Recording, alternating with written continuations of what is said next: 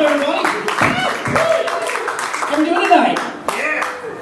So how we doing tonight, guys? Yeah. All right. Now you sound good. Now you sound good. You sound like a crowd that did not get mugged on their way to the show tonight. That's good. That makes me happy. Unfortunately, that means you'll probably be mugged tomorrow. If you somehow manage to not get mugged tomorrow, definitely this weekend sometime. You've got to get mugged. Because it's Gotham City. It's the most dangerous city in the world. Why do we live here?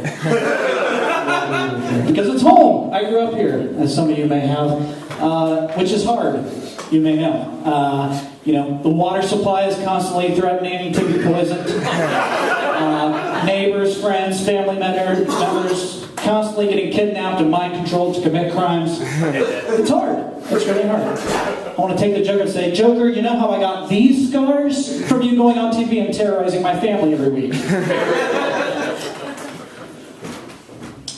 I was Robin, I do admit. I'm an ex-boy wonder, not a triple ex-boy wonder. Funny guy. I saw you didn't go there. No, just ex-boy wonder. I'll have you know, when I wore the costume, I did wear the full pants, okay? None of that short, frilly underwear shit. Full pants. Full pants for this guy. What was Batman thinking with the short shorts? That was clue one, that he is mentally unstable. He takes a child out to fight crime in his underwear. Doesn't work. Actually, that's clue two. Clue number one, that Batman is mentally unstable. Well, he's Batman. Pretty simple. That suit, the short shorts, they have no tactical advantage unless you're, trying to lure pedophiles into a trap or something. Which may have been the plan. Stand right there, Robin. Oh, villains! Villains! There's a supple young boy over here. I shaved his legs myself. Come on, Penguin, get out here. That's the joke that almost got me banned from the Iceberg Lounge.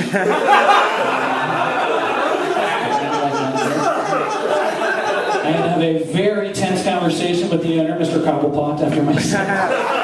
I'm not a pedophile. He was shaking a knife umbrella in my face. Don't hurt me. I never fought that kid. They're not all that scary. Not all the villains are that scary, I will have you know. I mean, you read about them in the paper every day. They sound horrifying. Some of them not that bad. The ventriloquist and his little Scarface puppet, that's just Jeff Dunham on a bad day.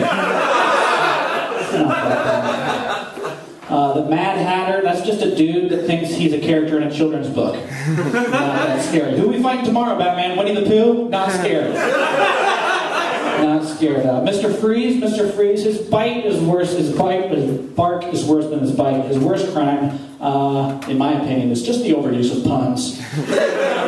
I did fight him, and in the space of about 2 hours, he said all of the following.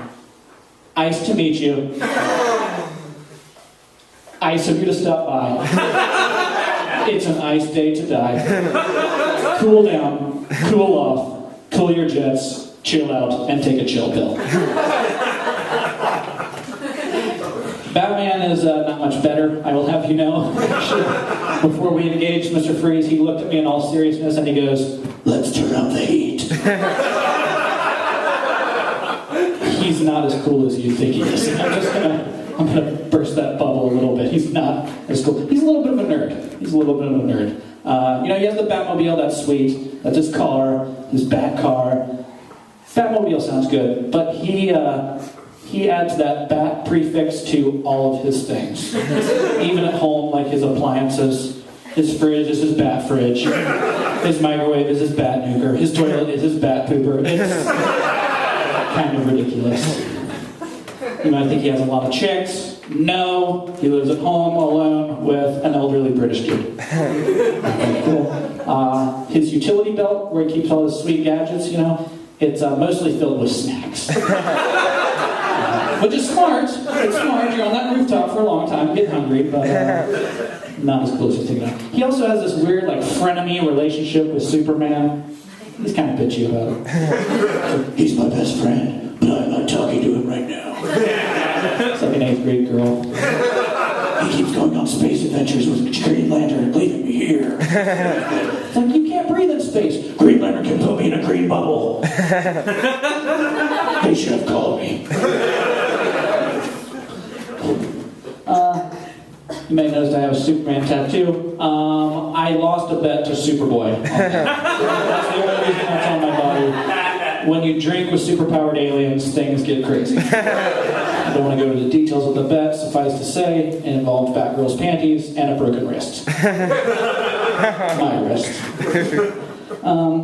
So I should tell you why I got fired. I'm no longer the boy wonder, unfortunately. I kept letting the hot supervillain chicks get away with stuff. That was my problem. What would you do? Okay, you show up to a scene of a crime. It's like Victoria's Secret models robbing a bank. Just like, you know what, take whatever you want. I really don't care. I actually ended up pretty much an accomplice on more than one occasion. It's really the opposite of what we're going for. One time, Harley Quinn stood on her hands and did the splits right in front of me, and then immediately kicked me on the dick. It was the greatest and then the most painful thing I've ever seen. So I wouldn't rob him for too long, just a couple months. It was good while it lasted. The training was kind of a joke, though. All Batman had me do to prepare to take on lunatics and monsters in hand-to-hand combat was gymnastics. You know, Batman traveled around the world and learned martial arts from all these masters. All he wants me to do is flip around on the uneven bars. I don't get it. I mean, I understand the strength training, but did I have to do the ribbon?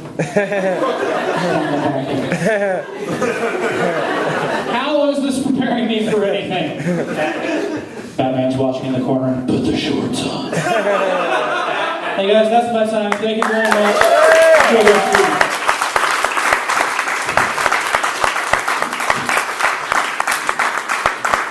Unplug everybody.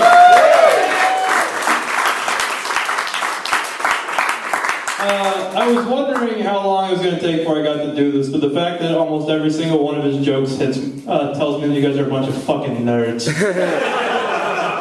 That time has come.